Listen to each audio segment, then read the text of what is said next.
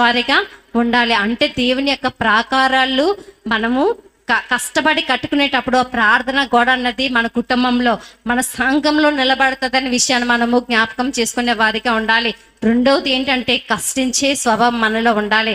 దేవుని కొరకు ప్రయాసపడి భారం మోస్తున్న సమస్త జనులారా నా యొద్దకు రండి అని ప్రభువు చెప్పినప్పుడు మనం ఏం చేయాలంటే కష్టపడుతున్నాము. దేవుని సంఘానికి వచ్చి నీవు ఎంతకు దేవుని కొరకు పని చేయబడ్డావో, ఎంతవరకు దేవునికి ఏర్పాటు చేయబడ్డావో ఆ ప్రయాస అంతా దేవుడి దగ్గర చెప్పినప్పుడు దేవుడు నీకు విశ్రాంతి అన్నది కలుగు చేస్తాడు. హల్లెలూయా. మనము ఏం చేయాలంటే మన సాక్ష్యాన్ని మనం కాపాడుకోవాలి. మన కష్టపడి కష్టాన్ని బట్టి మన సాక్షి జీవితం అన్నది ఏర్పడి ఉంటుంది అనే విషయాన్ని జ్ఞాపకం చేసుకోవాలి. ఒక భక్తుడు అంటారు, నీ మరణించిన తర్వాత నీ శరీరము సమాధిలోనికి వెళుతుంది, కానీ నీ సాక్ష్యము సమాజంలోనికి వెళుతుంది. నీ సాక్ష్యము సమాజంలోకి వెళ్ళాలి అని అంటే నువ్వు కష్టించే స్త్రీగా ఉండాలి. నువ్వు కష్టపడాలి. ఎంత కష్టపడితే దానికి ప్రతిఫలము దేవుడు పరలోకంలో ఉంచారనే విషయాన్ని మనము జ్ఞాపకము చేసుకోవాలి. కొత్త నిబంధన గ్రంథంలో చాలా మంది స్త్రీలు తెలుగుగారు చెప్పారు, పెర్సిస్ గురించి చెప్పారు.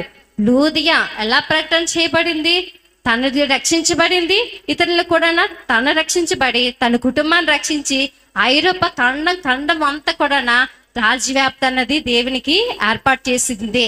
మన ప్రార్థన జీవితము ఖండాలని కదిలించే అవసరం లేదండి. ప్రస్తుతం మనం ఉంటున్న ప్రాంతాన్ని కదిలిస్తే చాలు, అదే మన సాక్ష్యాన్ని మనం కాపాడుతుందన్న విషయాన్ని జ్ఞాపకం చేసుకోవాలి. ఫిబేని జ్ఞాపకం చేసుకుంటే కెంక్రియాలో ఉన్న సంఘము తన చేత ఏర్పాటు చేయబడింది.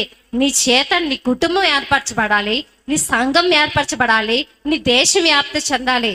అప్పుడే నీ కష్టానికి తగ్గ ప్రతిఫలం అనేది దేవుడు ఇస్తారనే విషయాన్ని మనము జ్ఞాపకం చేసుకోవాలని మీకు తెలియజేస్తున్నాను. అయితే నేను ప్రయాసపడుతున్నానండి, కానీ ప్రయాస తగ్గ ప్రతిఫలం ఉండట్లేదు అని అంటే మనము గురి కలిగిన వారిగా ఉండాలి. మూడవది ఏమిటంటే గురి కలిగిన స్త్రీగా ఉండాలి.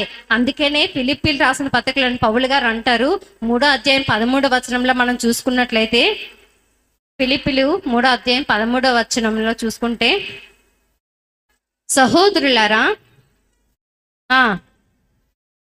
పట్టుకొని ఉన్నానని తలంచుకొనిడి, అయితే ఒకటి వెనుకున్నవి మరిచి ముందున్న వాటికి వేగురుపరడి, క్రీస్తు యేసునందు